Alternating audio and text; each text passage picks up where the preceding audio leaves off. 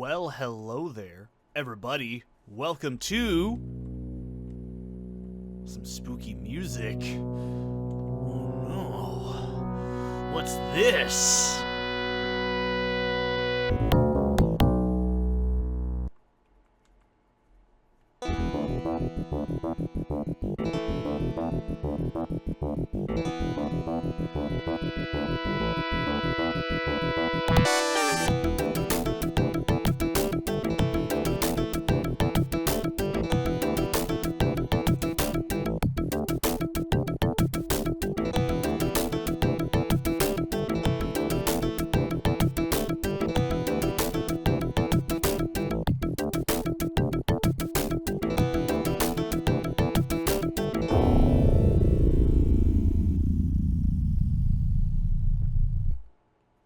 Oh my god.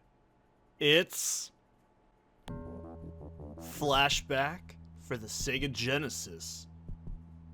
Man, I love this game. This is my actual favorite Genesis game, and Seth, don't forget to show you own the game.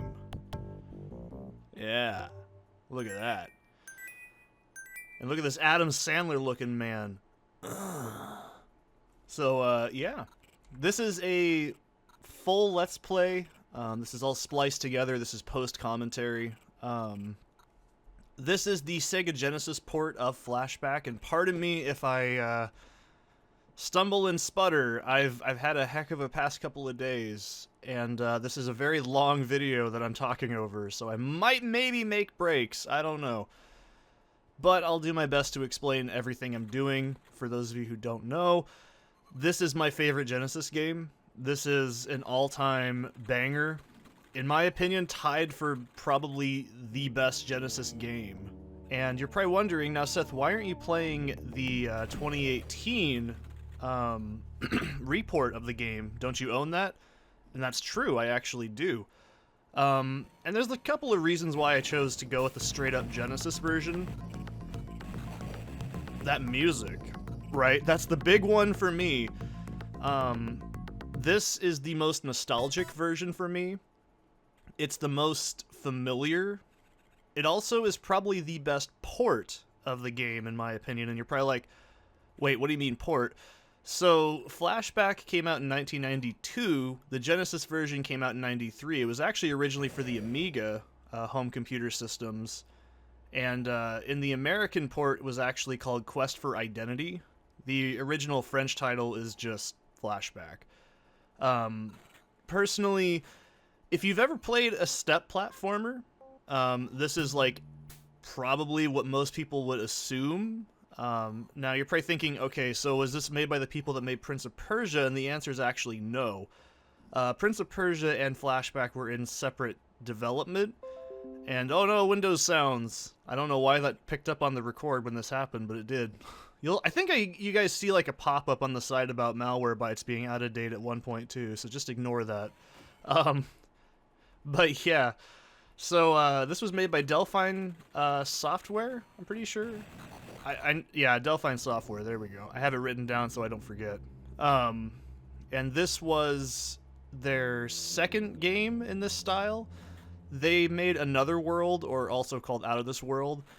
It was not actually made by the same artist, Eric Chahi, who did Out of This World, and another Delphine game they made, which is called Future Wars.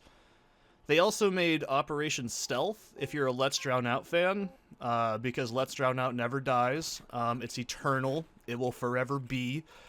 They also have done full playthroughs of Future Wars and Operation Stealth, which in the American port of Operation Stealth was actually a James Bond tie-in. But they also made Shaq Fu, which we all know is a piece of shit, so... Anyways.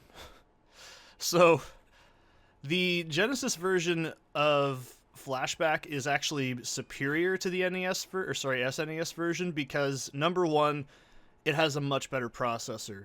I didn't grow up with a SNES, obviously. I grew up with the Genesis. This was one of the, 5 games I owned as a kid, and I still do own. I don't own the manual anymore, which actually had a comic in it that explained the story, so I don't have that. But I do have the original case and the cartridge. We're actually running this off of Fusion, which is a Genesis emulator.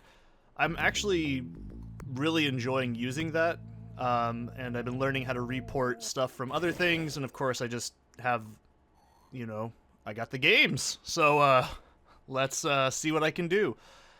Let's leave it at that, right? So, anyways, yeah, the SNES version's actually censored in a few places. Like Death Tower is not called Death Tower; it's called Cyber Tower. The bar is a cafe. I think the mutants also have a different color. And if you're really curious, you're probably like, all right, so why not play the 2018 version? So it doesn't have a lot of the sound effects. Mainly this one coming up. And you'll also notice in the menu there's that little pop, pop, pop, pop. That's actually not in the 2018 report. And they also use the, I think, Amiga graphics for like the mutants on the Earth level. Or the new Earth, whatever. I can't remember what the... Moon of Titan, I think that's what we're on right now. So, yeah. I just... That's also a good version. It has much smoother animation. You'll notice when we switch screens, there's a black, like, loading screen. You get used to it really fast playing this. And by the way, I'll explain all the mechanics as we keep going, but I just want to get all the obvious stuff out the way, because it's the important stuff. You need to know it. But yeah, the 2018 report is really good. If you're a scrub, it has like the quick saving feature, or rewind feature as well, I think, which is included in a lot of games these days. It has all the options to take that out. That is a very good version, but it's also very, very buggy.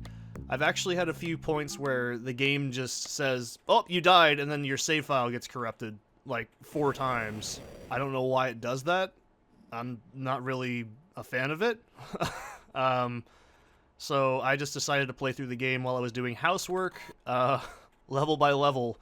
And I played the game twice in one day just to get familiar with not only the emulator itself, but the, you know, just to get...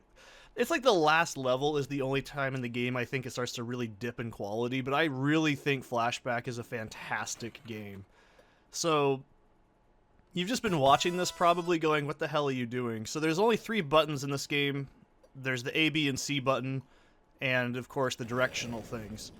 So holding down A by default is picking up items on the ground, interacting with things. B is your, like, how do I describe B? Like, use item button, basically, and then C is to draw your gun. The gun has infinite ammo, by the way. And you also do get a defensive item in the next level, so the combat's kind of yucky at first, and it kind of doesn't get much better. But, excuse me, that was yucky. Pretty much the item in the corner of the screen is your selected item, and then holding down A and moving in a direction causes you to run. Now, if you just run and then, like, hit up, you'll do a leap. If you hold down run, like right here, and then just don't touch anything, you'll latch onto something. And a lot of people think that's copy protection, but I don't really think so. We'll talk about why later. But like you can see there, I'm just holding down the button and you latch on. Holding up and then holding it continuously grabs onto ledges. And it's a pretty simple game. There's a lot of mechanics in it that don't get explained, like right here, like how I just pull the gun out instantly. You can jump off of a ledge and then tap or buffer the draw gun button, and on the animation of you hitting the ground, you'll actually draw the gun. Or you can do what I'm going to do here, draw it and then drop, and you'll instantly have it ready.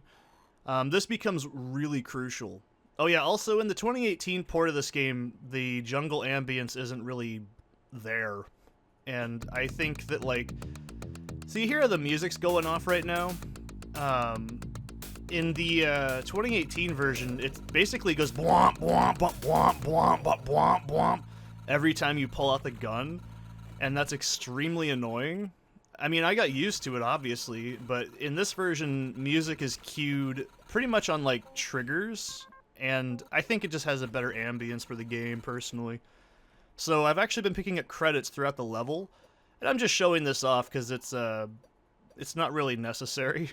but we're picking up credits to get like a jet thing, and then we can like, you know, not crater into the ground when we jump off this thing here. But this is all that's over here.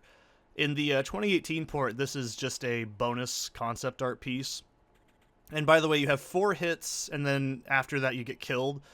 The battery-looking thing gets recharged there, and that's how you, like, you know, heal, basically.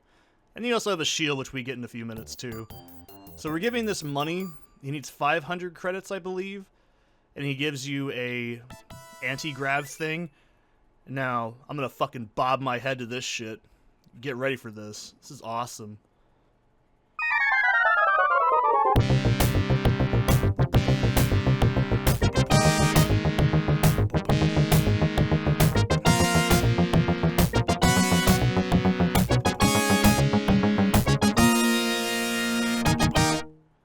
This game's so fucking awesome. So, this game didn't have a save feature like a traditional save. It had a password feature. And, yeah, this is all spliced, by the way. Every time I save the game, I'm just splicing it. So this is where everyone says it's copy protection. This is pretty easy. Just hold down A and then just, you do it automatically. That's not copy protection. That's just, you could figure that out even without it. And, uh-oh, the mouse is on the screen. I think I move it in a minute. But, yeah, you can also shift your weight. It's not really that useful, but... So this is also another difference, is these cops coming up, they have a different sprite in the 2018 version, which I think is actually based on the SNES version. And what these guys do is every time you shoot, they counter with a shot from themselves, and then they just cock their shotgun back. But once you kill them, we talk to Ian over here. By the way, your guy's name is Conrad. He's an ugly, dumpy man. And I guess we'll let this play out, and I'll talk over it a little bit. Listen to this fucking music, by the way.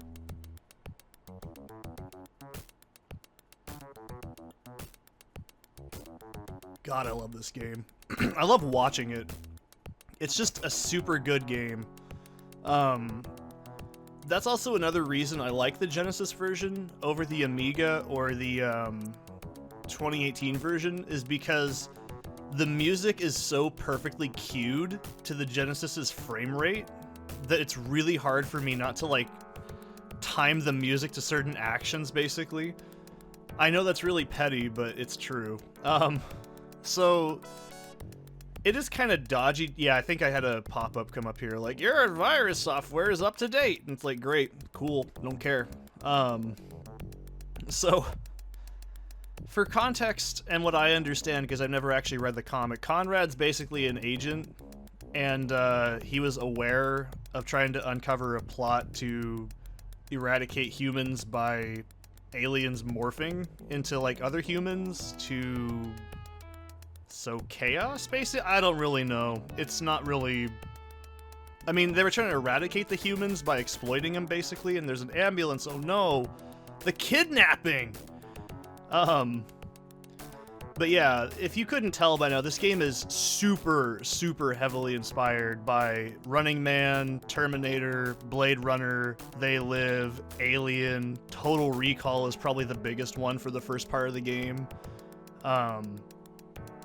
It's strange, though, because I usually don't like referential stuff at all, but this game has its own kind of original flavor, which makes it actually pretty good. And so point of this level we're in is we're trying to get enough money to get a fake paper to get into, like, doing Death Tower, because it can get us back to Earth.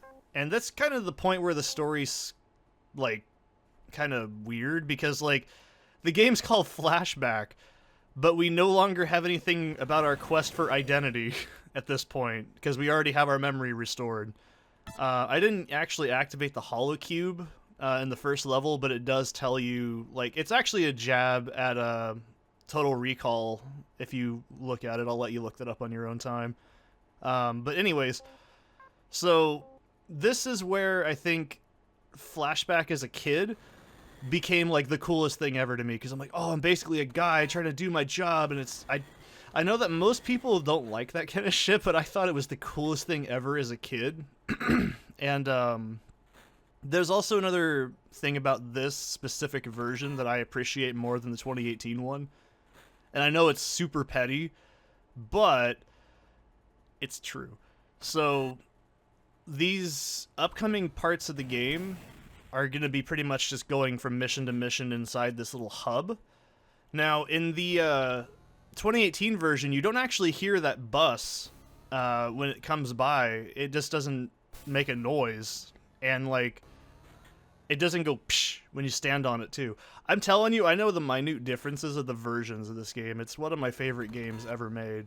But yeah, so the point of this game is basically stop the aliens from They Live, basically. I mean, it's not a bad story, but when I was a kid, it was super fucking cool. Because as a kid, I think Total Recall is one of my favorite movies. And I'm a huge Terminator fan. And I've never seen Blade Runner, but I know what it is. But I like this bar guy. He's like, I'm here to see Jack, and then he's like, okay, Jack will see you. Like 2 seconds after you just walk up. If you talk to him after, he also says, beat it, kid, you're too young to drink. So I think Conrad's supposed to be like 18 or something like that. Now, this jackass, he tells us that we need 1,500 credits to get a fake passport to do Death Tower to get to Earth. So we need to get a job. And this is where people will go, okay, this is the most boring game I've ever seen. And you know what? That's fair. Flashback was never apocalyptically popular. But to me, it's a type of game that has been done a million times after it, and that's what kind of makes it special. It was originally, like I said, it wasn't made by the same people who made Prince of Persia. It was inspired by it. It was hand-drawn, and then the sprites were rotoscoped over to create the very smooth animation. But this screen right here, I'll talk about that in a minute. But yeah, it's such a unique game because it's not quite like anything at the time it came out. And I like this. You got to go from A to C, and then you got to go to B. It's just like in real life. This is why this game is so good. So, yeah, and you just hand the boss over your thing, and you get a working license. Now, the reason I say this is one of my favorite games is because this image of this next screen coming up, that to me is like the most nostalgic image of a Genesis game. Because my dad used to work at a lumber mill that had a fan that was like positioned very similar to that on the outside, and I'd always see it at night. So I screwed up and hit the map on accident, by the way. But yeah, that kind of image has just been stuck in my head forever. And so yeah, now we're gonna get a job. You need to do 5 missions to get, you know, this level finished. They're not optional. You have to do them. And there's a little foreshadowing that you get to go to Death Tower. It's a constant reminder of what you're doing. This game is really good about environmental storytelling. I think almost all Delphine games were. So, yeah, for this, we're just going to show off what this is. You know, for a game of this era and on this system as well, and you just use your work permit, by the way. Bam, bam. All these noises, dude, they're just like stuck in my head. It's sick. Yeah, so we just basically got to do 5 missions. You don't get to choose which one. They're all in a set pattern. And by the way, you can also use that photo machine. I can't remember if I use it in this playthrough or not. It doesn't do anything exciting. It just prints out a picture of your dumb face. So, yeah, it's a big deal. I was saying that this game never got super popular, but it did get a sequel. It was called Fade to Black. It's one of those games that, like, I think most people will say is either good or bad depending on their taste, if you can look past the time it came out. I've never played it, because this game does have a definitive ending that can lead into a sequel. Probably the most organic way possible, too. But yeah, this is the messenger. Yeah, have some drugs. Like, I love that. Just, I always assumed it was drugs as a kid. Because I'm like, oh, it's shady and underground. It's 90s. Ugh! So it's probably just drugs. Let's just assume it. So, yeah, there was Fade to Black was the technically last game there was gonna be a sequel that was called Flashback Legend for the GBA, but that never actually got finished. And then I think a sequel came out in 2023 called Flashback 2, which was like apparently really, really shitty. And there was the horrible 2013 Vector Cell game, and I fucked up. I completely was zoned out, and I'm amazed I didn't die here almost, because I was like, oh shit, that's right. We got drugs, don't we? So yeah, when you do this mission, that cop NPC spawns. That's why I was like, oh man, I'm an idiot. I'm amazed I didn't take any damage there. But yeah, apparently Flashback 2 did really poorly. As we all know, it's all coming back to me, old school style. That's like my favorite quote from the shitty 2013 version. I think the best video ever on that, which got me into LDO, was their video on that game. Yeah, Yahtzee, old school style. Awesome sauce. It's I love how in my notes it just says Vector Cell and awesome sauce. I love that. It's pretty shit. Don't play it. Just don't give them money. But yeah, there never was a huge like demand for a sequel, I guess. But this was, I think, at one point in time, according to Guinness World Records, which take that for what you will, because Tommy Tallarico won an award for being the best Tommy Tallarico. But like, it was, I think, the most successful French game for a long time. And that's why if you're curious when you're reading the dialogue, you're probably just like, why does the dialogue feel kind of jank sometimes? It's because it's not really like perfect English. And I think there's even a few typos here and there. I'm pretty sure there is. And also, if you're curious too, and you grew up playing the SNES version, you might be like, what the fuck is the shirt color white for? I thought the shirt color was pink. So the shirt color can also be toggled, by the way, in the 2018 version. You can make it red, pink, whatever it is, to white. It also changes in the cutscenes every now and then too. It's really funny. It's one of those things that I think is just like culturally unknown. No one knows what, you know, maybe Conrad was a morph this whole time. We'll talk about it later. But yeah, this game was popular, but it was never gigantic, you know what I mean? I think it was more of a sleeper hit. I've met fewer and fewer people who've actually played this game. And by the way, this mission's actually really easy. Just don't let that guy follow you. I don't even remember what happens if he does follow you, to be honest, before you do this. It's been ages since I've done that any other way. But I've met more people who've played games inspired by Flashback rather than Flashback itself, and you're probably like, yeah, this seems really familiar. That's because this formula for a step platformer or cinematic platformer, whatever you want to call it, this was kind of a good template for a lot of games. A lot of people are probably more familiar with Prince of Persia and the games that came out after Prince of Persia in that series. I think the other example is Blackthorn. I've actually never played Blackthorn. It's always been on my to-do list. I might play it some other day. But the obvious ones that come to mind for most people are actually probably Oddworld, which I have played new and tasty, I think halfway through with a friend, and I've played... I can't remember the Oddworld game names, I'm sorry. It's been like 20 years since I played them. But, yeah, they're not bad. And then obviously the other contemporary to this kind of game would probably be Tomb Raider. And by the way, what I'm doing here is when I'm in that animation of climbing, I'm tapping the draw gun button, and that actually lets you get the drop on these drones. That makes it a lot easier.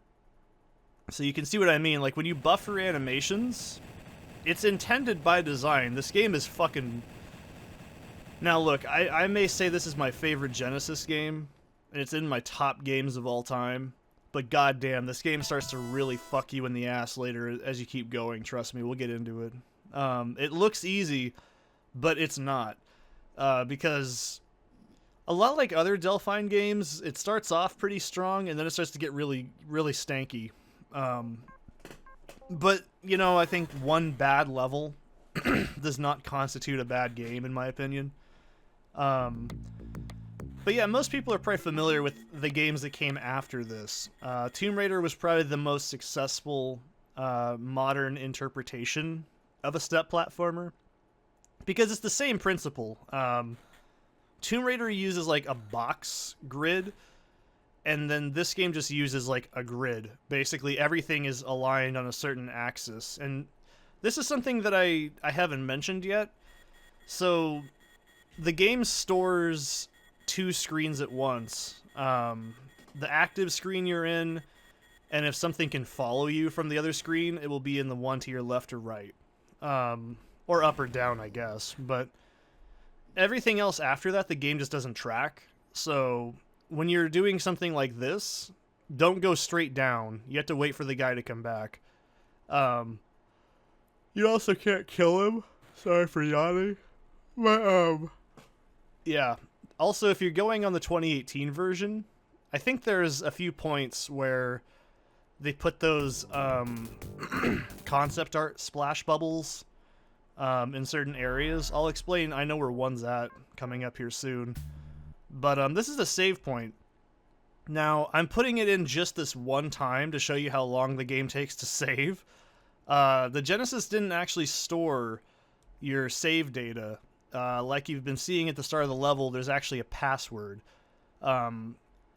This was like really annoying as a kid, because before the internet, you had to actually finish the damn level and then hope you remembered to have a pen and paper hand just to actually draw the fucking password out. And it's different for each difficulty, by the way. We're playing on normal. I haven't mentioned this yet. The difference between easy, normal, and hard, I think it's called expert, actually, is there's some extra enemies in expert, and enemies like the morphs and the replicants take more damage. That's about it. By the way, I think that in later ports of the game, I think that this photo wasn't actually called replicant photo. I think it was called suspect photo, because I think replicant's a copyright to Blade Runner. Oh yeah, I do it. I think, yeah. So if you use your credits on the coin slot, it drops out a photo. And then if you take the photo, look, it's you. You look really stupid. Yeah, I always think that's really cute. That doesn't dead game you, by the way. This game's merciful enough not to do that. And so when you get teleported in this level, don't just start running. This is where the game starts to pull some seriously hinky shit on you. And also, don't just start running when the lifts are coming back up, because you'll fall straight through them. Once they make that clack sound, that's when you can actually stand on them. But this is the first level to show you how to start fighting replicants. I'm just going to call them that. I don't remember what they're actually called in the game. Now, that name is really cool to me, because I'm like, oh man, a replicant, what does it do? Because like when I was a little kid, this was like the first time I'd seen that. And this is no bullshit. When I was a kid, I still have it somewhere in my garage, or maybe even behind me right now. This game is the reason I liked writing, because, you know, this was like the first game I ever played that was like a story-based game on the Genesis, because, you know, we had like Sonic 2 and shit like that. So an actual story-based game was really exciting to me. So I made this little futuristic series called Future Fire, which I'm sure is actually a real property now. That has nothing to do with the shit that I wrote when I was like 9. But yeah, it was like, I remember the main character was called James, and he had a laser rifle, and he worked for the military in space, and he shot aliens. It was super shitty. I can't stomach to even try and dig it back out. So pull your gun out, and once you reach that switch threshold, a mutant spawns, because it's actually a trap.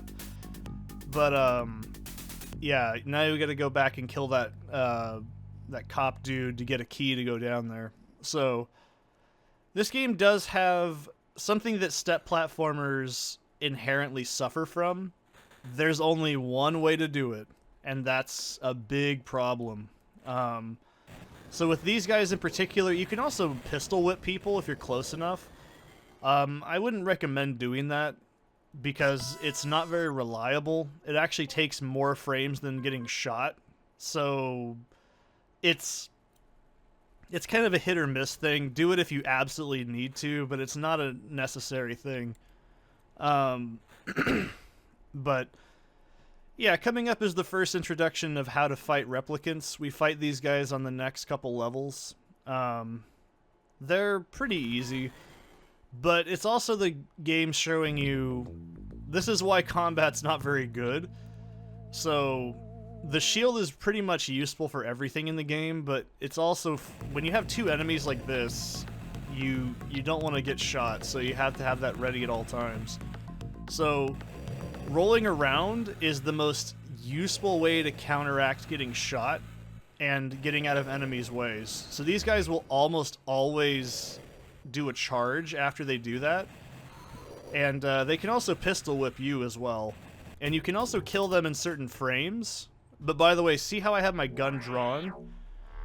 Oh, I love that teleporter sound, by the way. It's fucking awesome.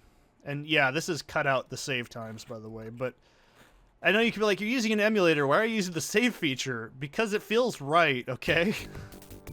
Anyways, if you have your gun drawn and you're gonna get teleported out of some of these areas, it doesn't teleport you until your gun's actually, like, back in your coat. So if you have your gun drawn and you're trying to get the pickup, that's how you do it. I think the next one coming up also does that too, in the 2018 port. Oh no, this isn't it. This is the stupid shitty one that drives everybody crazy.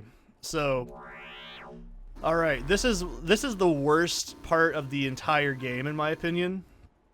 So make sure you get that terminal card. I haven't even been paying attention at this point. So this is a lot easier in the Amiga version and stuff because the loading is instantaneous. Do not walk on that, run, by the way, because if you touch that electric shit, you die instantly. No takesy backsies, you're fucking dead. This isn't like, you know, Mario, okay? This is fucking Flashback. People die in this game. You're supposed to roll under that, but I completely whiffed it. But if you hold down run and just hold it down, I have no idea, by the way, how to buffer into that so where you roll. I've never been able to do it in any version of the game, by the way. This game has no issue with the control. I'm not even trying to sound like, you know, an apologist for the game being old and awkward. It actually controls just fine. But yeah. This is where the shit starts to get real. So, run across this. You don't see it, but there's actually like a trigger that puts that like lift up. And that thing over there is just a rock. So, keep the terminal card ready. Now watch exactly what I do. Right there, right where I stood. That's where you use it. Right there. Nowhere else. If you fuck around, you will die. And you have to do it all over again. It's so fucking irritating. That is, like, the worst mission in the entire, like, level. I swear to God, it's horrible. But this one, I think, is the mutant one. Yeah. So this is where the game starts to get a little stanky, because it's trying to make you rely on combat. But, I mean, in my opinion, in terms of game design, this level is trying to teach you everything that the game has mechanically in certain instances. So it's not a big deal.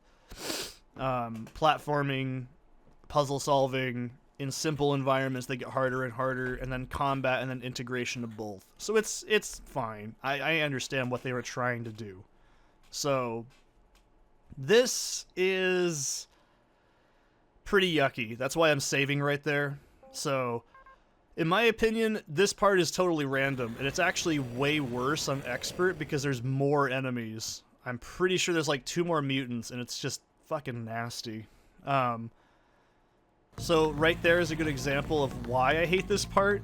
You have to either buffer, or this is just totally random. I hate this. This is like, looking at this pisses me off. So the mutants will actually choose the direction you're standing in to do their attack. So if you're standing up, they'll shoot, but sometimes they can cancel it out and then just crouch and shoot you. It's really irritating. I'll show you how to deal with all the combat in this game. I'm not like an expert at this game. I've just played it for like well, you know, almost 30 years of my life at this point. So I think I might have a little bit of authority on how to play it. But I mean, if you want to play it yourself, it's more than doable without a guide, but there's some nasty stuff in this game. Trust me. It's pretty damn barbaric at certain points. So right here, I don't know how you're supposed to dodge this damn thing. Sometimes you can do that, like where you climb up and that thing doesn't hurt you. But right here, pull your gun out, stand, like use the shield, and then you will hopefully kill that guy. And then this part in particular, same kind of principle. I hate this. You see what I mean? Like, that doesn't look hard. And the mines, by the way, those mines, you need to stand at least... It always looks like you're not going to clear it. That's the thing. Like, if you look like you're going to jump over it, like right there, you can. If you do it any closer, you'll bang into it and you'll take a damage. It's really fucking irritating. Ugh, just watching this back makes me so anxious. I'm not sure if that fall would have killed me, and I don't want to find out. I think it would have. You can actually drop and then grab another ledge. There's a few instances in the game where you can do that, but I never trust that you can do it or not. So, this is also another instance of the game being shitty. It's really hard to tell there's actually an entrance right there. So, have fun figuring that out. I'm sure if you just went over there, you'd be like, okay, maybe I could get over there from that side, but without the hindsight of, you know, being a 31-year-old man and having the internet, it's a little bit different when you're like 4 or 5 and you're like, how do I get the other side? I didn't sound like that as a kid. I sounded pretty stupid. I like this little fake out here, like, oh look, money, cool. Oh. Yeah, this is the game fucking with you, and it's really, really good at it, and it's gonna get worse as we keep going. But that's not to say the game's bad. It has a pretty awful sense of humor, and that's kind of why I like it. It was one of the first games as a kid that made me go, did they design this to piss me off? So, draw your gun and then just roll. When you're rolling with the gun drawn, you'll never actually stand back up. You'll just keep rolling. You can roll without the gun drawn, but it's a little bit finicky. So, ugh. So down here is like, I think a replicant, I'm pretty sure? No. So like a good example, by the way, in the 2018 version, you see where that like room is with all that green stuff at the bottom? There's a not checkpoint, but an art piece down there you can grab. And if you go right past here and you kill that thing, which is required, by the way, to end the mission. Another good example is the game starts doing shit like this by putting enemies in very awful places. So I think I do it here too. Like, don't I roll? No. But if you roll with the gun drawn, or you just shimmy over there with the gun drawn, you can pick up that art piece in the other version. It's sick that I know this, I know, but this is also really ballsy. Don't do what I just did and not save the game. So this guy will be like, hey dude, some guy called Jack arranged to meet by the bar. He says he's got like 4 million in cash in a barrel. That's not the same thing, but whatever, you know what I mean. So yeah, you need to remember the elevator's down there. Don't just go bolting off like an idiot like I would do, because I've done that too many damn times. So don't be a contrarian, don't be stupid, save the game. You don't want to waste your time. But yeah, this is where the game's pretty much just like, in a normal modern game, they probably just say, skip to cutscene, and then this would end. But I kind of like how the game makes you go back. Because you're like, oh yeah, I actually talked to that guy like 100 years ago. That's right, that's a thing I did, isn't it? So, yeah. This is, like I said, you know, it's a pretty big game. But this level in particular is probably the longest in the game, not including trial and error of figuring the game out yourself. The last level in the game is probably the second longest and also the most horseshit, which, trust me, we'll get into. So, I think what makes Flashback, by the way, still good is the fact that it's understandable even from a modern game lens. Like, you can still understand how to play this. It's pretty organic. It's not obtuse to the point of, like, you know, an old NES game, or, like, even, like, complex shit like text adventures on, like, the fucking Amiga, okay? Like, this game still feels and plays like a modern game with slightly stiffer controls. But it's also true. It's like, if you've played Tomb Raider, you can comfortably beat this game and vice versa, because they're essentially the exact same kind of game.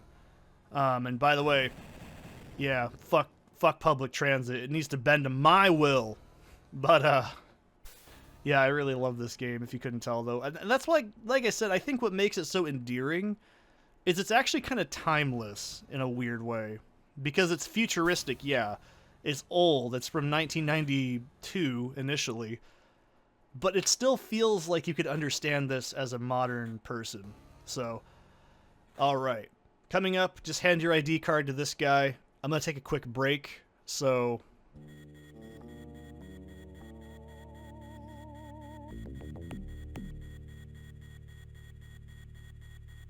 Yeah, and we're cutting back in at 14:04. That way Seth knows what to do in the editing phase. Alright, so this is Death Tower. Also, like I said earlier, in the SNES version, this is called Cyber Tower, which is stupid. But, yeah, this is the level that's pretty much like a mixture of platforming, but mostly combat. So, you can shoot, like, enemies into explosives. They don't take damage, though. Now, this is also something you can do in this level specifically, as well as a couple of others, but you cannot kill enemies by dropping them off of things. I think there's, like, a code of, like, how far it can be, but I don't know. It's really awkward. So a lot of the areas in this level have to be finished by actually killing all the enemies in certain areas. So it's it's pretty important that you just kill every enemy that you see. Now, the other problem with this game that I think is pretty bad is, remember how I said, like, you could just have enemies go off screen and, like, they can start doing stuff eventually, like on another screen? This is the level that proves it. The replicants will start doing shit that you have no idea is going on, if you're not careful and you're not paying attention to what they're doing.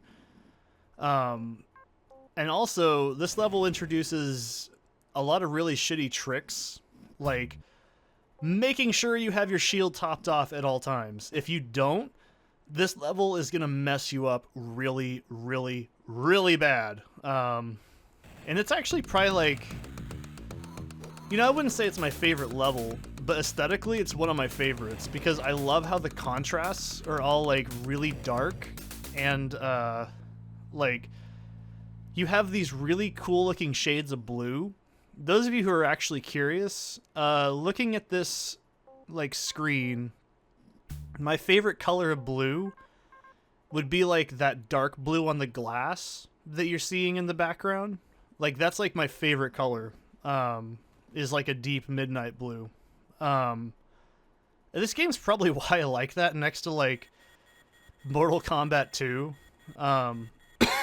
So... But yeah, this whole color palette is really, really pretty, and I've always really liked the kind of weird, abstract, like, art, like, in the background. It just feels weird, but I like the idea that this is a lot like Running Man, and that there's, like, death games. It's been done to death nowadays, but back then this would have been pretty cool to be like, oh, I know what that's supposed to be like. And I even love that little, like, you can see the refraction on the, that pipe in the background. That's just such good attention to detail. You can see it. It's right underneath where I'm standing. I like the idea that this whole level is like this fucked up, like, tower of willing, like, participants in, like, this crazy purple glass, and just, oh, it's weird. I love it. And I also think that TV show ad there that it shows It looks a lot like the old, I want to say it's AT&T logo. I don't know. Makes me smile, because... Or maybe it was like American Express. I don't know. It's like a credit card or something. MasterCard, there we go. I always thought that was cool. But, yeah, as you keep progressing up the tower, the levels actually get smaller, but they get more compacted in terms of, like, encounter design. Like, see, I love this design. Like, it's really weird. Like, just fucking eyeballs and, like, geometric shapes. It's really strange. I love it. This particular area, I'm almost 99% certain that the gate to unlock the area is only accessible by killing those little balls. For some reason, the game ties them getting killed with a lot of gate triggers. I don't know why. Man, that is so lucky that didn't kill me, by the way. I think also in the 2018 version, right where I'm standing, or sorry, crouching, is actually, like a... Yeah, this is also why combat's really awkward, if you couldn't tell. And you can hear when that thing dies, it goes like, psh, like it's unlocking a pressure thing. And yeah, you can see right there, that replicant didn't die just because he was laying on the ground does not mean he was dead. That's a really cool psych out, like the first time you play the game. And they can also crouch. I haven't mentioned this yet, but they can shoot you while you're like on the ground like that. And the little drone things can actually damage the replicants as well. I think they can damage everything except like the other robot little tractor guys, pretty sure. But I think this specific spot in the 2018 version actually has a generator next to it. I could be wrong, but I'm pretty sure it does. I'm not going to go back and play it to find out. Maybe I will. I don't know. Depends on how I'm feeling. But yeah, there's actually plenty of save points in this level, so I don't think it's very unforgiving. But it's still pretty difficult, because it starts telling you, look at the environment and think of your movement. And it's actually pretty good because it tells you what to do small, subtle ways, rather than like, figure it out, do it now, which eventually the game will start doing to you, which I think is kind of shitty, but I don't know. So if we walk over that little wire, it'll trigger that gun, so we need to just immediately just plan out the shot. See, I like that. That's a clever little use of your movement that you have to figure out. So upcoming like portions aren't that bad, but this part right here, if you stand on that, will actually drop you. So be ready for that, because I think if you roll, we'll actually take advantage of this for a little secret later in the game. But I think if you roll onto that, you'll actually die because you'll fall on the ground because it's too high of a fall. Basically, 2 player heights is enough to kill you if you fall. I don't think that you can grab onto that from that edge, but on like the top of the screen, but I'm not sure. I never tried it. But yeah, this part isn't that bad, but the next part coming up does require you to do a tech that the game hasn't really demonstrated that you can do. And you can probably be like, oh wow, you're being a big old baby about it. No, this game, you absolutely need to make sure your health is topped off at all times. There's never such a thing as being too careful in Flashback, because the combat, in case you haven't figured this out by now, it ain't very good. It's just kind of rudimentary. It gets the job done. So, yeah, look at that shit, like a pro. And I'm amazed I didn't get shot there because I completely forgot to have the force field on. Now, you don't really need to kill that guy, but this is Death Tower. Why wouldn't you? Wouldn't you just? Right? So, if I'm not mistaken, this part coming up, and yeah, by the way, the game auto, like, rolls you when you're in, like, a situation like this. But you need to remember, if you're playing this for yourself, you need to have your gun drawn and be ready, because there's already going to be an enemy on your ass as soon as you start. So just hop over this guy, or you can just be an idiot like me and roll over it for some reason. So this spot right here, this is a source of frustration for a lot of new players. You need to start running on that screen and then drop. You'll instantly grab the ledge, and this is the game's way of telling you that you can do that. Kinda shitty that they don't do it in a little bit more controlled environment, because if you fall, you're dead. And this part's fucking awful. I hate this. So, usually that replicant will sometimes get on top of the ledge you're on, and it becomes a huge fucking mess. So this part's totally random as far as I'm concerned. Because if you try and roll from that other screen, you'll auto-level down. Shut up, Windows OneDrive, I don't care. I don't even use you. Remind me again in 30 days. No thanks. Anyways, if you roll off of that screen, you'll actually just die because you'll fall on the ground. And it's really annoying. So that's one of the most irritating parts of this level. But other than that, that's probably as hard as it gets. So this is where you need to start learning how to manipulate enemies on screens. So buffer your gun, like on this guy, and then try and get on the other side. Because, trust me, when this exact layout is what causes the game's combat to be awkward. You do not want to be stuck in enclosed areas. And sometimes, yeah, you can do that with replicants. If you get them on certain frames, they can actually just keep taking damage in corners. I'm not really consistent at doing it. I can't really explain it other than it's pretty much just luck.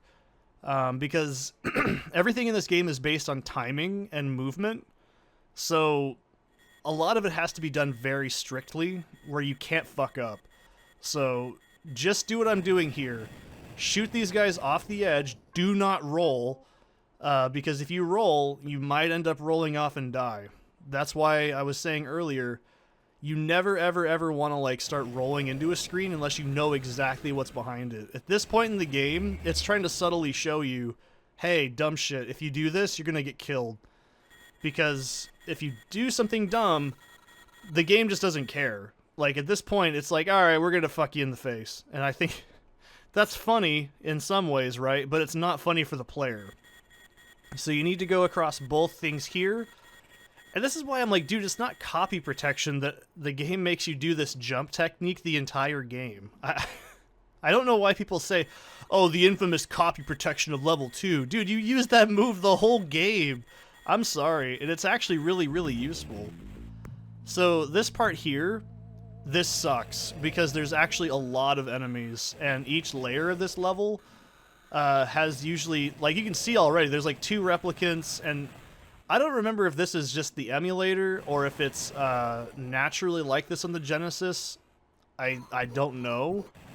It's not really something I'm taking to my advantage, though, so I don't feel bad that it happens. Obviously in the 2018 version this won't happen, but still, this is where the game gets a little iffy, because if you just keep waiting... Yeah, they just do that. They start going from different sides, and it's really random, and it can cause you to take dumb damage. So, something you'll notice I do every time I play this game, doesn't matter if I'm like, you know, trying to like play for my own fun or just trying to be like a little bit pressured like this for YouTube, I'm always counting how many hits I have left, because I haven't mentioned this yet, but once your shield runs out and you get hit, you're just instantly dead. It doesn't matter like if you think it's fair or not, the game will just say, yeah, you're dead. So yeah, once you're on your last couple of hits, you need to start taking shit a little bit more seriously. So I believe this level in particular, you need to kill all those balls. I think they're like supposed to be a reference to like, I don't know. I've heard somewhere that they were like a reference to a movie, but that's such a generic enemy design that I think that could be anything. In my mind, I think of probably Star Wars, like the assassin droid. That's what I usually think of, but I don't know. Ball with light is kind of like... that could be fucking anything, dude. I don't know. But this game, you know, I haven't mentioned this yet, but this game was originally going to be a Godfather tie-in, and then they just said, let's make the Godfather in space. And they said, no, don't do that. And that's why the game is the way it is. I'm not even kidding. I did not make that shit up. It's true. So this is where shit gets really nasty, because I have only 2 hits left, I'm pretty sure. Now, you see how that little, like, drone dude is wandering around? If you want, you can use the drone to kill the enemy. but I wouldn't rely on it. And I always, as a kid, thought this was really scary. Because look at this guy. He's just like, oh yeah, I'm gonna fucking get you. I'm gonna fucking get you. He's just pumped. He's like, yeah, I'm on Death Tower level 2, motherfucker. Yeah, you do not want to fight him up there. If it isn't obvious in this game, the more crammed an area is, the absolutely more god-awful the combat becomes. And that's not really a huge problem until the last level of the game. So, and you could ignore this guy, but do you really want to? Like I said, it's Death Tower. It's not called Alive Tower. I mean, if it was a modern game, it would be called Unalive Tower, but this isn't TikTok, and I'm not one of those people. So, pull your gun out immediately and just start shooting this guy. So, yeah. I hate this because, like, whatever health you've had going in is what you've got. And it's just yucky. This whole thing can turn really sour really fast, and I'm amazed I didn't get killed here. So, yeah. And once he dies, there you go. And I always thought Conrad looked really gross in this scene, like he was really sweaty. And it's just, something about it grosses me out. My dear Conrad. I always love how he calls him that, too. So, this little, like, music ditty.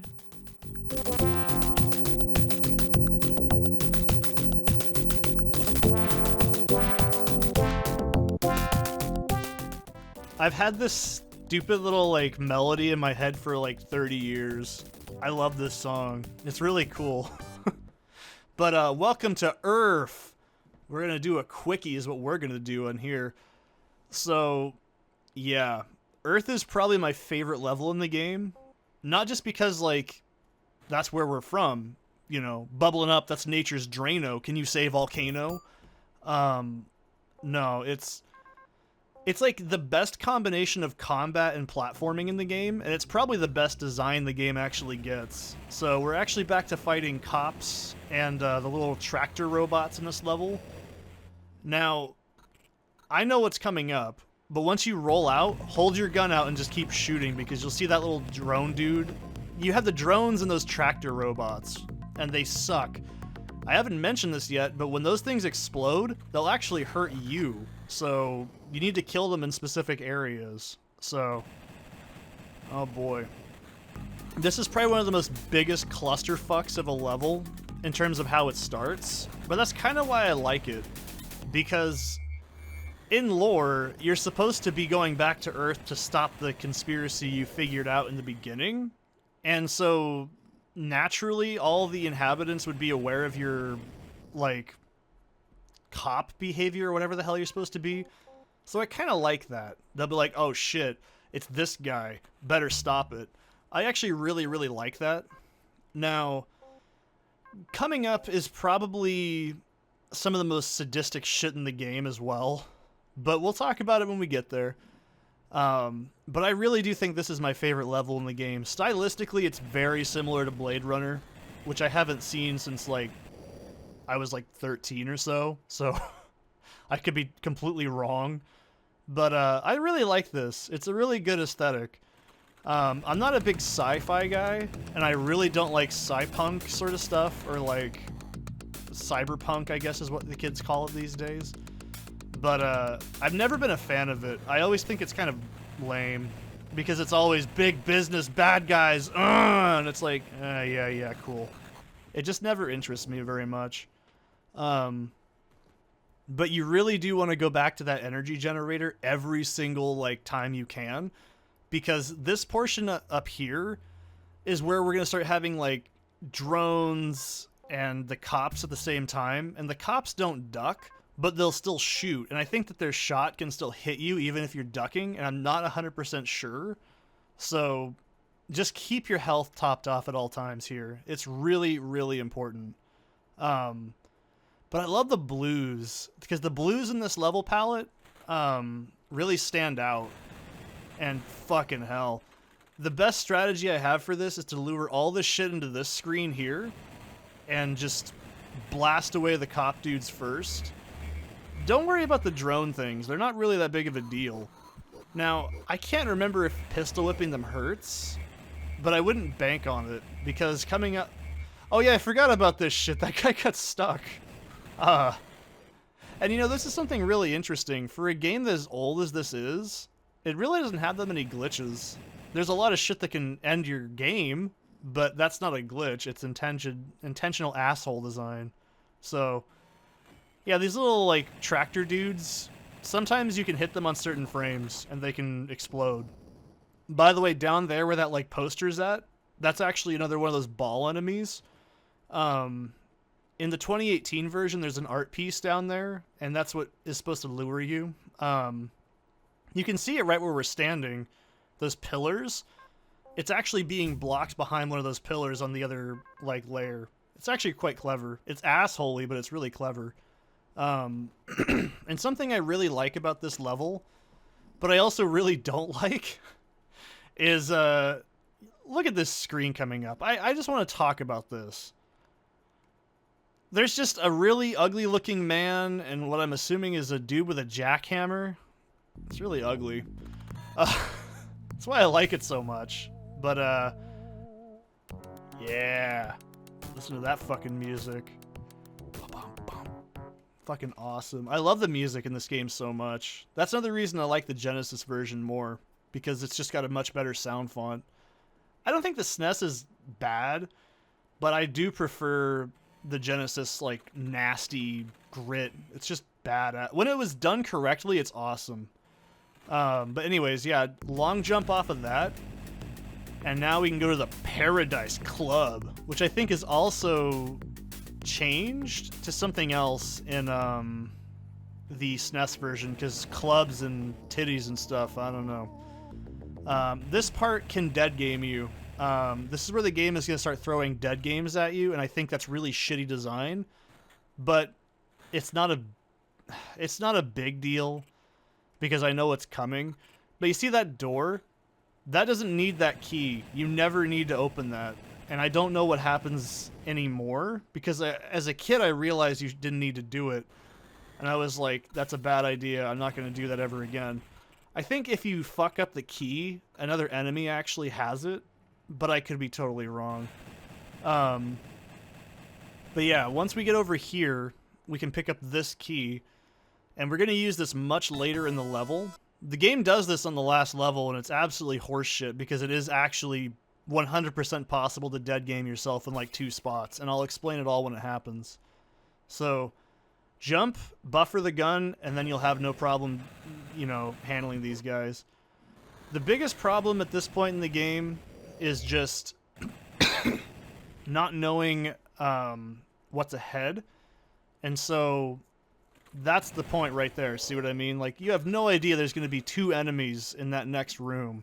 Even if you have your gun drawn, you're really likely to take damage.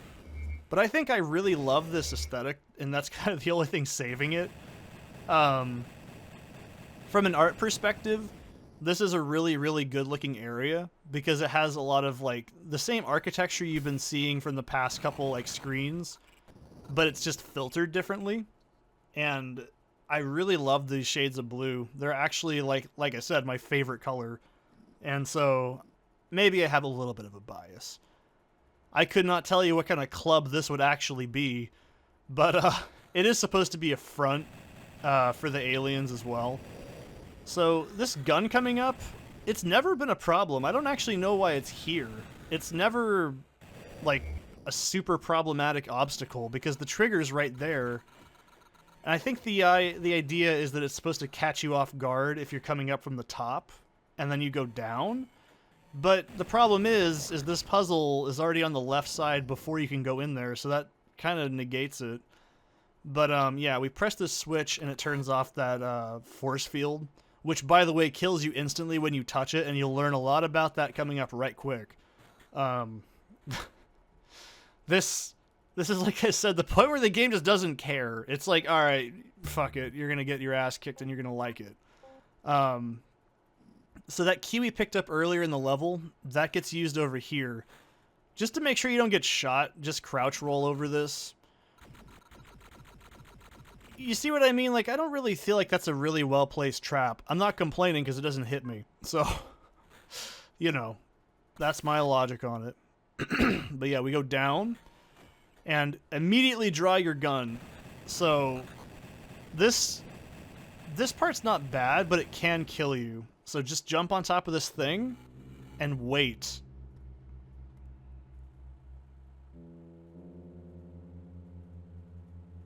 Wait for it to click and then save the game. Because if you don't, you'll fall right through that damn thing and you will die, and it's really damn annoying. You see right there, I actually killed that guy because I think he hit like a trigger limit of how far that enemy can fall. Because you saw it right there. You even hear it. I haven't mentioned this. You'll hear the replicants die. They go when they die. So remember that ball thing's active, by the way, because I hope you remembered it's there. Trust me, I didn't the first time playing this game after a long time. So this is a little bit of a non-linear puzzle. But we also see that there's like an enemy right there that just went off screen. It's called an exploding mouse. It does exactly what you think it does. Now, if you're fast enough, you can just roll over that. And sometimes those balls can actually like go with you, but the idea is that that key drops and then the two ball things drop and the door closes, but I did it so fast because I already knew it was going to happen. It's really fucking messy. I hate this like part. Watch. See, the balls will go back up if they do that. It's like it's cold or some shit. But if they die, that's what triggers that thing to open back up. So, the exploding mouse, these only show up like 2 times in the whole game as an enemy, I should say. So they're not really a big problem, just jump over it. Sometimes they can get really glitchy, and you can actually run off of them, and they explode and they don't deal damage. I don't know what causes that. And they also have really bad pathing. Sometimes the game just forgets to like put them back on the screen. But I'm not complaining. So, yeah. Later on we can pick those up on the last level, but I never use them. So this next layer down here, this is where shit gets a little bit annoying. So there's a few ways to approach this, and I think I just do that. Yeah, I get hit, let the thing explode, and then I just hit the switch. It's much easier just to take a hit and then just run across that and you won't get shot.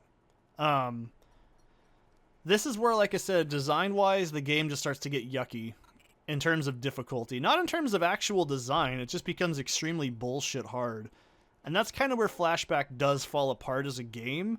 And do not forget that that ball thing is behind that door, because in case you couldn't tell, it's barely noticeable next to that energy generator. And if you're low on energy and you get hit, well, you're doing the whole thing all over again. So, have fun.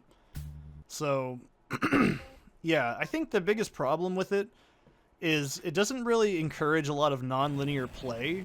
A lot of things have to be done exactly the way they are. And if you don't, well, you die. Speaking of that coming up, this is actually a good example of a secret. So, if you stand right where I'm at, draw the gun, crouch, roll. Look at that. Turns off that shit and saves you so much of a headache. And there's a sick little energy generator and save point. Now, isn't that nice? It's not a very hard trick. The game never makes you do that as like an actual mechanic ever again.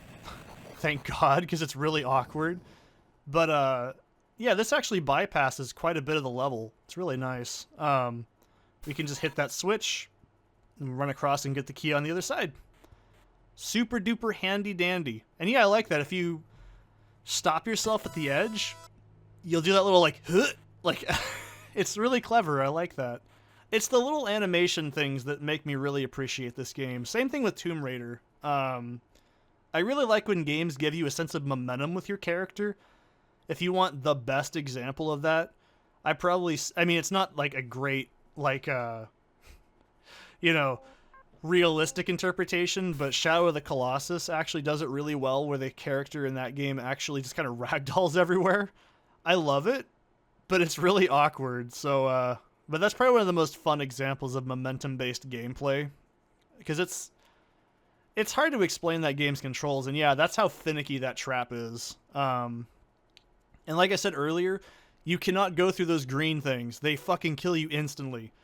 The last level has a few puzzles with those where you can kind of do that, and you can jump over them, but I would not try to recommend doing that any other way. It's really spooky. So, but yeah, this is the strategy. I can only do it from this side. I don't know how to do it from the other side. So just stand, crouch, roll. I'm sure you can do that without the gun drawn, but I've always done it that way, so I don't know what to tell you. So this part coming up is hot bullshit. Not because it's hard, but because it's unfair. And it's not this next screen coming up. I'll tell you when it's coming up. So this guy, make sure you're killing all the enemies in this area. And I'll show you why as soon as we get over there. So there's going to be 3 replicants total. There's this guy. There's 2 more on the other screen and a ball, I'm pretty sure. Oh, there's 2 balls and 1 guy. My mistake. He's the cock and they're the balls. Great.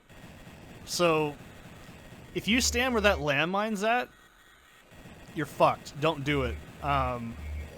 You'll see why in like 2 seconds. If you really want to, you can save the game here. I don't blame you. And then come back. But do exactly what I'm doing.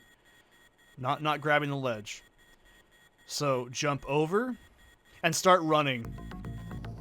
Jump, jump, draw a gun. I fucked up and I'm amazed I didn't die here. Yeah, this is horrible. I guess you can pistol whip them, but it has to be in a specific spot. Look at that shit. If you were like 1 second off, you're fucked. And look at that. Oops, a reunion. So, I'm gonna let this play out and take a drink.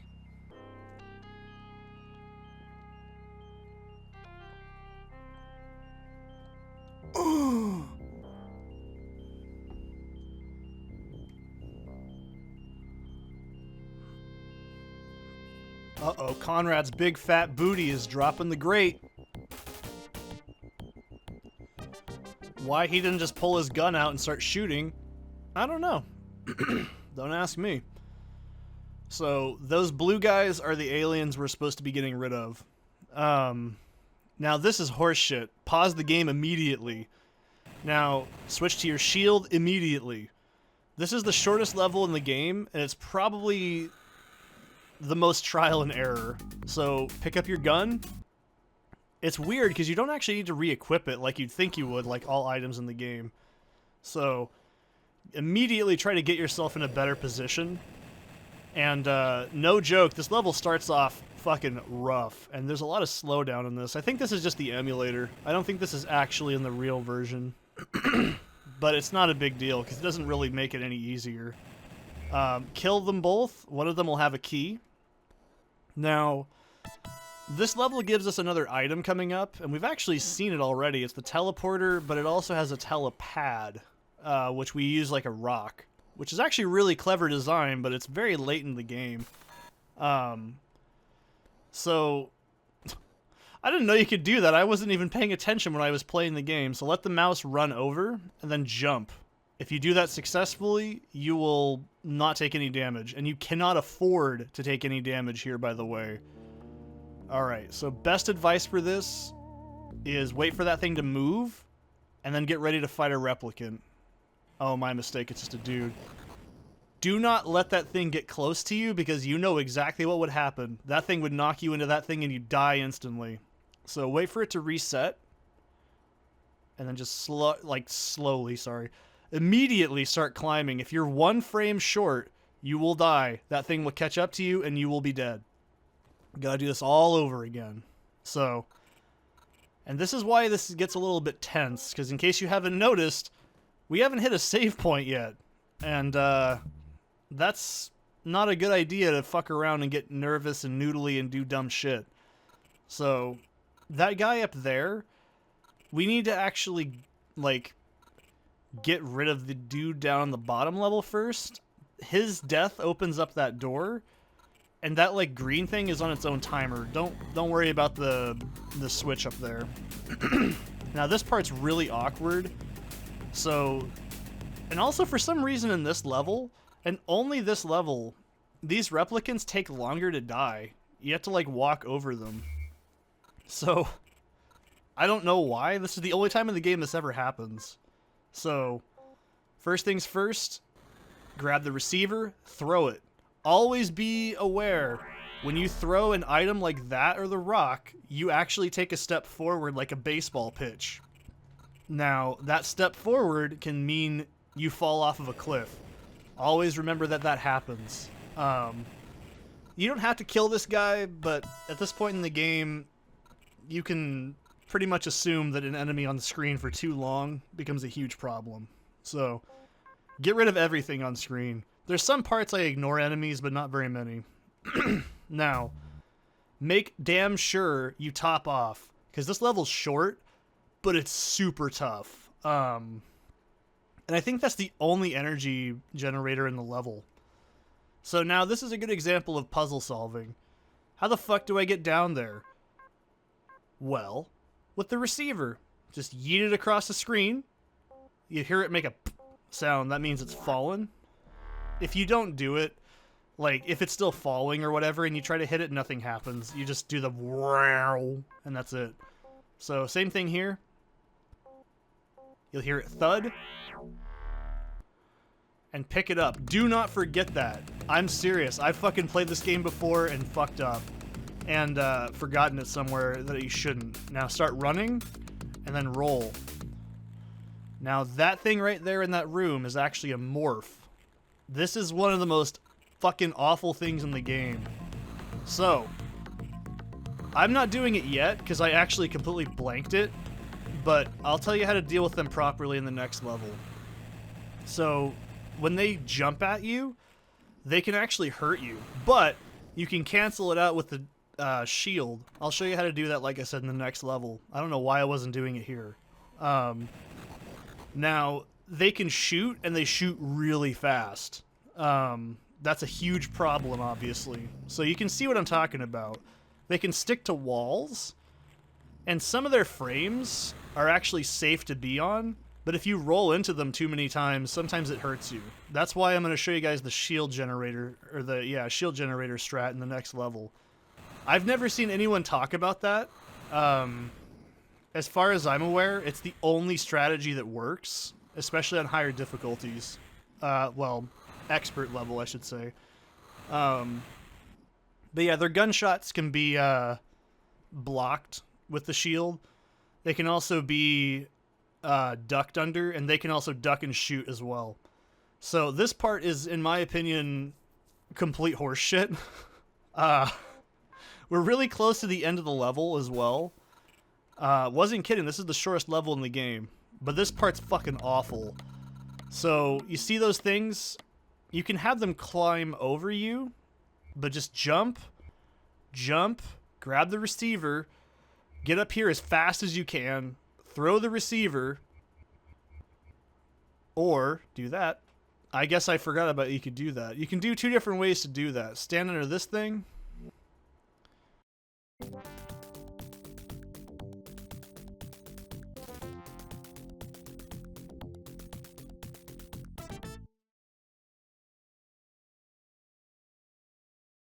Alright, coming back in at 118. That's how we know. Okay. This is the hardest level in the game, and it's the last level in the game.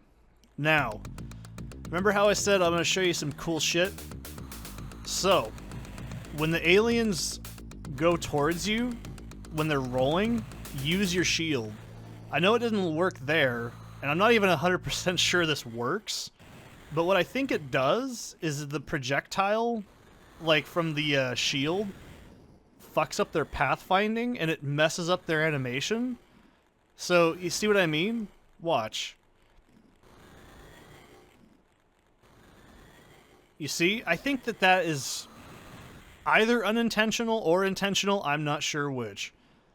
But this level is 100% awesome looking, but really awful. So, yeah, you're going to get used to fighting only the morphs. There's only two types of enemies in this level. The morphs, and then there's like these weird dog things. There's only two of them, I think, in normal mode. And they die in one hit, thank God. So, just watch what I'm doing, right? Play really defensively with these guys. As soon as they start turning back into the alien form, just get ready to shoot them.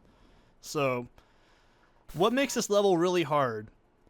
Well, just about everything. Lack of shield generators. It can dead game you intentionally, by the way. And we're going to come back to this portion way later in the level, but don't worry. So drop your teleceiver here. Now, this is what I was saying earlier. This is where the game starts to like do some really nasty shit to you, and you can absolutely dead game yourself. It's not hard to do, trust me. What makes this level really hard is the fact that it requires pretty much perfect luck with fighting morphs, and the fact that there's very few, if hardly any, save points in the game. And I think it's not bad, but it's not great. So that's not actually an enemy. It's more of like an alert system that triggers like the guns and some of the contraptions. So, yeah, 3 fucking morphs. This on expert is horrible. Now, this is why I said put that receiver down there. Because if you feel like you're taking too many hits, pop that thing and get the fuck out of this situation. It's so fucking dangerous. You do not want to have these guys out of sync or in weird patterns. If you feel like it's getting too hairy, get out of there, re-heal, and then come back. They won't follow you that far, so it's not a big deal. So once you got rid of all of them, there's a stone right here. I don't really know if you need this, but just do it because this part's bullshit. So coming up, that's not actually an exploding mouse. It's just an electrical one. I don't know why, but sure. Pick up the stone, throw it there, and then jump down here. I like this weird spiderweb goo shit. It looks really cool.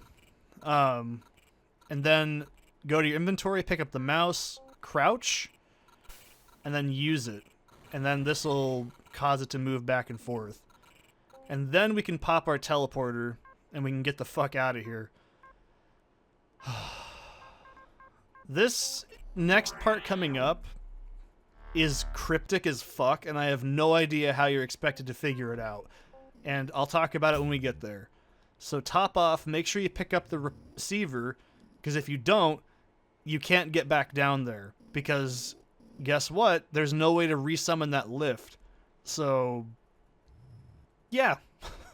First instances of dead gaming. Real fun. But you know what? I can forgive this a little bit. It was 1992. It's fine. So, like I said, pick up the receiver. And if you're going to go back up here over and over, you need to do this every single time. Because if not, you cannot get back up there. And don't try to be crafty and be like, oh, I'm going to place the receiver in there and do it again. No, don't. It's not going to work. I mean, you could. It's just a really bad idea. So, coming up is probably... What the fuck was I doing here? I have no idea why I did that. I guess I was angry at something in real life and just threw that against the wall in retaliation. I don't know. Okay. So, yeah. If you take that stone off, what that does is it'll actually, like, turn that, like, green force field back on. There's a different way to approach this if you want to, I'm pretty sure, but it's pointless. So climb up here, hit the switch, climb down. Don't just monkey around and fucking fall off. You'll die. See this door? Yeah, that's the solution. You never ever do that in the game ever again. How the fuck you're supposed to figure that out, I have no idea. But this scripting plays out, this guy gets killed and an alien comes in. So just watch what I'm doing, alright? If he's not morphing, when you're rolling, you can do that. Sometimes it works, sometimes it doesn't. I'm not really sure if anyone knows what I'm talking about when I'm doing that, but you'll see me do it more in the level as it goes on. It's really awkward no matter what. So, this guy... I don't think I actually read his data pad, but I'll talk about it later. So when you walk over to him, he gives you the danger, Skylar. And I like how he was at least kind enough to write danger on it, even though he's on an alien planet. This part sucks. So, first things first, ignore the lift. Don't worry about it. Pick up the teleceiver. I think this is what I had in mind earlier. Ignore that item on the ground. Don't pick it up. So, just go forward, throw the receiver, quickly activate your control. If you get hit, you fall off and die. And then pick up the receiver again. That saves you a huge fucking headache, if you couldn't tell. So, down there, I don't know what these things are. Like, I don't care what they are. They die in one hit, but they're completely random, and they do that little turn. Like, you can see it doing it. Wait till it's in that animation to drop down. I fuck up, I'm pretty sure. Oh, no, it's the second one I do it on. They die in either a pistol whip or a single hit. If they get up close to you, they just knock you down, and they're really annoying. So, oh boy, this is where shit gets really bad. Alright, so the left of me is actually the end boss, but we're not going to go there for a while. Like, a while. Coming up is some pretty nasty shit. And this is, by the way, we still haven't saved the game, so if you die, you got to do the whole level over. And this is why I'm like, you want to get really good at figuring out how to fight these aliens really fast. So, see what I'm doing? I swear to God, that may seem like it's dumb and it's not doing anything, but it is. It actually causes them to morph, and it skips their attack frames. I don't know if that's common knowledge, and I'm the only person to know that, but it's really fucking weird. So, yeah, this guy melts like diarrhea in the hot sun, and it's really hard to actually hit him. I think I give up trying to shoot this guy, I'm pretty sure, because I just cannot be bothered after a while. As long as you don't get knocked off, you're fine. I mean, he's not going to hit you from over there, so you're probably fine. But yeah, get a running jump, like that. Now, let this thing see you. Don't worry, it's not going to shoot you. And just wait. Now, that lift is really important, so don't forget about it. Oh boy. So I'm just getting rid of this guy so he doesn't become a problem later. Because I'm pretty sure he can shoot you on the other side of the screen off the lift, and it's probably a better idea not to let him do that. But I really hope I'm making sense when I'm saying use the shield, because it stops that animation from hurting you. I could be wrong, someone can correct me if I'm wrong, but I've done that for years, and it works every single time almost. So, right here is where we actually need to be, but we can't get here just yet. Now, just keep running and just hold down run, and you'll always grab onto that ledge. So, first things first, get your health topped off. And always remember you can stand on the edge of that pink thing. I fucked up the first time playing this again and forgot you could do that, jumped off and died and had to do the whole damn level again. I don't want to do that shit twice. So, I think you can safely put the receiver here. It's not a big deal. But yeah, the next part is kind of yucky, but it's not the worst. But I swear, this is where the game gets really brutal. So, this doesn't look like it, but this is an awful, awful spot to try and fight an enemy on. Because it's so... The morphs move really fast, and this is a part where you can get absolutely fucked up on. And you can see how bad this actually gets. I'm already down to 1 hit left on my shield here. And I'm like, you know, if I died here, I would have just absolutely thrown a fit. I probably would have just cried. I think at this point in my life, you'd be like, Seth, you'd really cry? Yes. That's how annoyed I was getting at this game. Because of all the dumb shit going on in my life outside of it. But yeah, don't be afraid to be like, oh, I need to go back and get health. Because, like, no joke, there's no reason to be impatient at the end of the game. It's already a very tough game. You don't need to play around and play messy. Especially if you're going for, like, the expert achievement on the 2018 version. There's no reason to get sloppy and impatient this late. Because this level has so few save points that if you make a dumb mistake at any point in it, like, it's a death sentence. And you can see why I'm like, it's so awkward to fight these. Because they have such nasty like environments they're put in, and it's on purpose. It's not like, you know, oh, they're really easy, you're just not doing it right. No, they're put in intentionally just god awful areas that are going to test your patience and your like just, oh, it's awful. So I know I don't need to go back here, so I'm actually comfortable with picking that back up. Now, this is, like I said, just don't be impatient. Let that thing see you, and then just wait, hear it click, and then go down. The worst mistake you can do is just do something dumb. And you'll know exactly when you do something dumb at this point in the game because it's so easy to do it. Now, a good example of it right there. That's the only save point that you're going to see at this point in the level. So if you fell with like one hit left and the morph has already gotten on top of you and that thing isn't like stopped when you're like jumping down, you're just going to die and have to do the whole level again. This is why I'm like, this game is important to like learn how to like not be impatient, because it's just better to like be safe than just get fucked up and start the whole level. Like, I don't know why the game just decides to pull all the punches here, but whatever. I guess it's the old adage, it's the end of the game, what do you expect? A little bit of fairness would be nice. But, so, this puzzle has a few different solutions. It depends on how crafty you are, and that's also why I brought the teleceiver with me, because you can cheese it kind of with that. Like I said, I wish they gave you that earlier in the game, rather than so late, because I feel like it would make for some better puzzles. So, because you can see right here, I already know that we're going to go back through the other way. So, I could easily just go, screw it, I'll just throw this over here. Like, I like that kind of design that's also with hindsight in mind. It's a really cool, like, way of, like, spatially making the player remember where everything's at.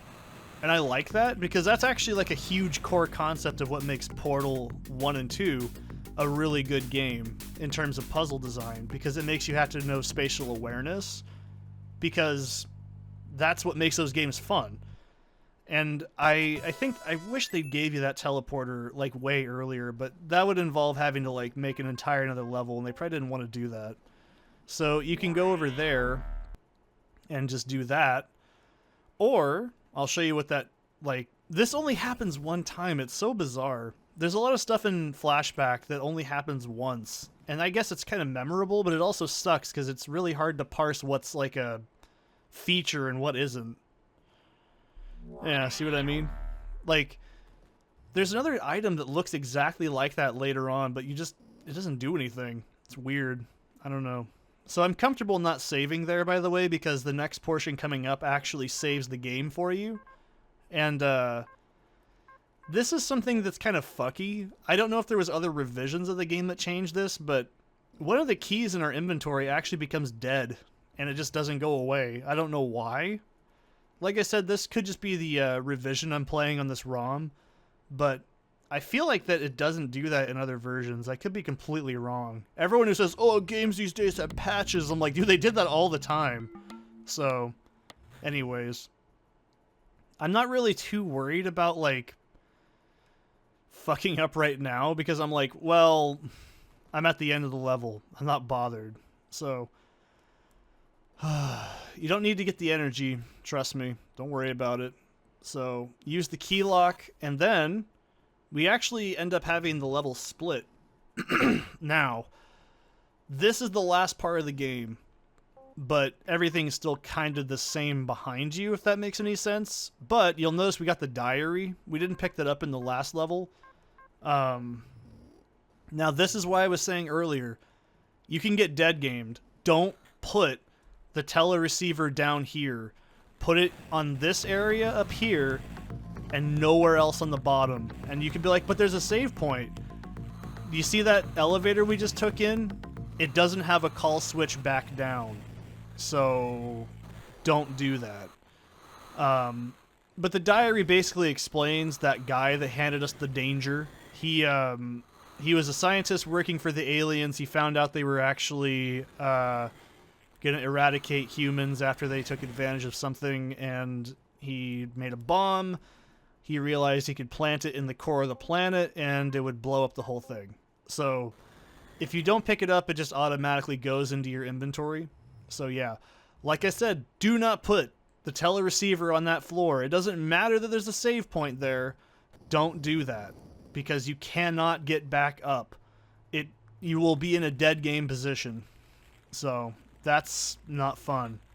This is fucky. So you can actually stand on the edge here, and that clips that, and it opens up the bottom layer. The other way to do this is to send the lift back down, and you can see that ledge to my left? You actually hold onto it, drop, and then let go, and then you grab the ledge as you're falling. That's the other instance of solving that puzzle, but this method works too. So remember how I said remember this? Yeah, told you we come right back here. This is in the beginning of the level from the last part. So don't put your fucking teleceiver here, and I'll tell you exactly why. Getting down is a nightmare, and you can get killed really easy if you're not paying attention. But I think this is the only energy generator before the final boss, so you gotta play a little sharp here. Now this part sucks. Look at that. That is a mess. You do not want to deal with fighting that guy. So, first things first, go ahead and equip your telecontrol. Wait for him to morph, smack it, and then get the fuck out of there. You don't need to be in that room anymore. So, grab your teleceiver. Like I said, don't put it on that bottom floor. Oh, and I think I picked these up, but these are the exploding mice from the last level. I don't know. I don't know what use these are. I don't even think they hurt the enemies. They hurt you. I know that much. They just clutter up your inventory. You don't need to pick them up, but I figured I'd show them off. So, what makes this level hard, or this portion hard? It's just brutal. So do a running jump like that, and then save the game. There's nothing down there in that hole. If you throw the teleceiver in there, it gets lost and you can't get it back out, and you can't finish the game. Thought I'd mention that now. So save the game about there. Now, same thing. Don't put the receiver down here, because it will absolutely fuck you over. Don't put it near that save point. If you have not figured out me saying it about 15 times now, just don't do it. But remember how we opened up that door when the lift went up? This spawns these two guys. This is the same kind of principle as before in the beginning of the other part of the level. Don't be impatient.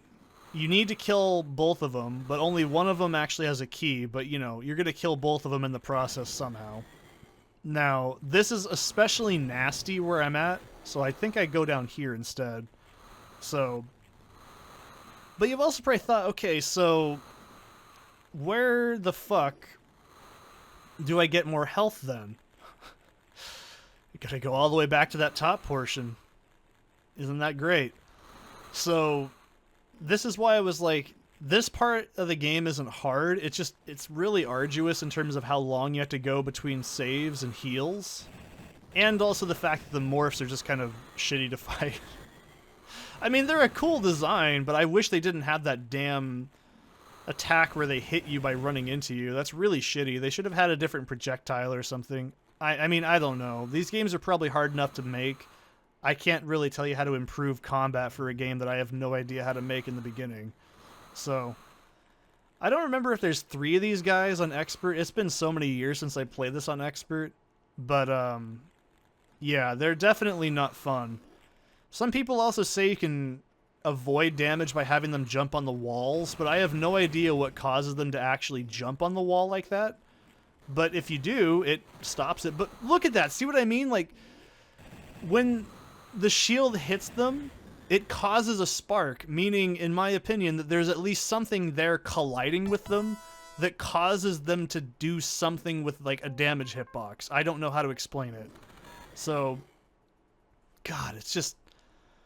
It's such a nasty mechanic, and I really don't like it. And if someone can say, oh, you're doing it wrong, well, I'm sure I'm not, because I'm just perfect and I don't make mistakes. That's right. So, Put the receiver here. This is a safe place to put it.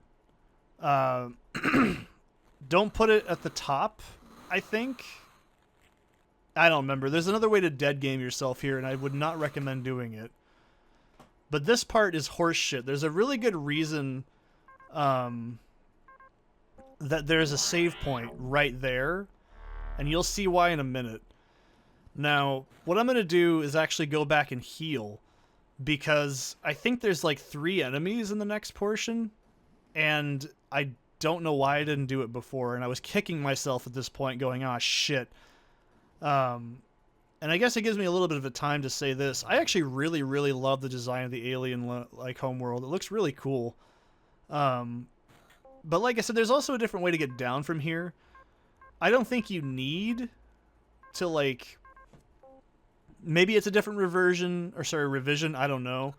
But I'm pretty sure you don't have to do that drop technique. But if you do, just hit the switch, jump over, and then just hold action while you're falling.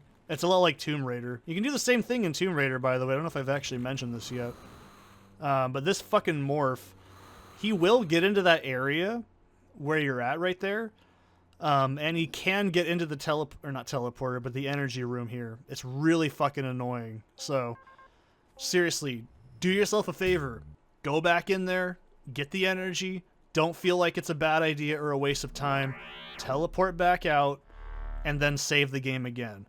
And you'll see exactly why, as soon as I cross this screen, why they have a save point right here. Because, like I said, well, what do you think's behind this screen? Yeah, it's pretty bullshit. See, you can jump through that one, and you can kind of do it on certain frames, but I would not recommend it. Some people say you can use the teleporter to get through here faster. You can, but I don't recommend it because, I don't know, it's just a little bit noodly. So, see, one of these keys doesn't work, and I can't remember which one it is. Like, it just dies in your inventory. But this part sucks. I think I take damage here. I'm pretty sure I did. See, these things are totally random. They have no pattern. And I hate to admit, I kind of like how they die. Like, you just kind of bash their brains in. It looks really awful. But by the way, that's why I said, don't forget the fucking teleceiver, because you need it to get down here. And by the way, immediately switch to your force field. This part is horseshit. So this is a mess, and I'll explain why. The eyeball is going to summon those mines, and the big obvious problem is there's a fucking morph. Now, you see that thing right there? That's actually a mother brain. No, not from Metroid. No, not from Phantasy Star. We need to shoot that on a specific frame. That's actually a shield that's blocking it. So, if you look at the diary, it does explain what that is, so it's not super obtuse. But if you fuck up your shot, this thing actually will shoot at you from a turret that's barely visible on the left. See right there? It's a little bit noodly. It only takes a few shots and then it just dies. It's not really a boss, it's more of just a timing puzzle. Why am I such a baby? There we go. So, you need to have the teleceiver for this. And this part's really fucking irritating. So what you need to do is you need to stand right in the corner here. And that's where you need to throw this from. Otherwise, it just bounces and hits that thing. Wait for it to drop. It actually goes through like 3 screens. You cannot survive that fall. You will die. There's nothing that stops that from happening. And this might look a little familiar. Wonder where we're at. I don't even remember if I go this way, to be honest, in the beginning of the level. But, that's where we're at. So, now that the mother brain is dead, we can actually get across on the left side, like I was saying earlier, how I was like, oh yeah, there's more stuff on the left, we're not going to go there till later. So, this is the later part. Remember that there's a gap there. So... don't just go fucking rolling around at the speed of sound, because if you roll, you're going to fall off and die. Don't do that. There's nothing down at the bottom we need to do anymore. we're just strictly going to the end of the game. So I don't know why I bother with this energy generator. I think it's just called habit. We don't actually need to use that. There's one next to the final boss. Also, you can dead game yourself on the final boss. I don't think I should tell you why. That's a bad idea. I did it on my test playthrough. That's how I know. So, fancy elevator cutscene. The reason you can dead game yourself, there's no way to get back to the top of that if it's already at the, like, the lift's at the top. So put your receiver down here. You can put it on the top floor if you really want to, but I'm just putting it here for simplicity. And now, that thing up there, that actually opens up a lever on the other side. So this part is fucking awful. This is the final boss. Alright. You need to go up, draw the gun, buffer the gun, shoot that one time, and then run. Preferably run or take damage so you can have iframes. And then go to the right. And I was getting some nasty slowdown here. That really sucked. But yeah. So, this is the final boss of the game. Isn't this kind of yucky? Yes. It's as yucky and awful as it looks. So, pretty much you can iframe through shit if you want to. The aliens will shoot themselves. They have 1 hit point on normal. Then you go back to the left. I think I teleport out. Yeah, I'm pretty sure I teleport out of here. I was like, fuck this, I ain't dealing with that. The game is quite merciful in the fact that it lets you do this. But, yeah, don't do what I did on my first test playthrough and, use the energy generator and then teleport out. No. Make sure you put the elevator back down. Because once you... I'm not even fucking playing around. Once you get at the end of the game and you set the bomb after this thing dies, you die. Because you forgot to put the elevator back down. And if you lock yourself out like that, just do that. It's not very hard. Now, the morphs are infinitely spawning. That's why I'm not really bothering with them. And I think I forgot that I already shot this side. It's really stupid. Like, you don't really have any indication of where you can hit this thing. It's just kind of yucky. I like the heartbeat sound. It's pretty cool. It reminds me of Contra. But yeah, it's just simply left, right, left, right, left, right until this thing's gone. And it's not really... Like, the animations don't really change a whole lot to show that the thing's even, like, dead at the end of it, so it still fucks my brain up to think it's not gone. But yeah, this is a pretty forgiving when you realize you can actually teleport out of the boss fight. And don't feel like you're cheating for doing that. This game is fucking brutal. So... I mean, they don't make games like they used to is an expression that's kind of true. They don't make games with this kind of asshole design because it's just not fun. Ugh. I hate looking at this because it's just not... It's not a very satisfying boss fight. But to be honest, I don't know how you'd add a boss fight in a game like this gracefully because the combat is this. So, I don't really know how to make it better or worse, if I'm honest.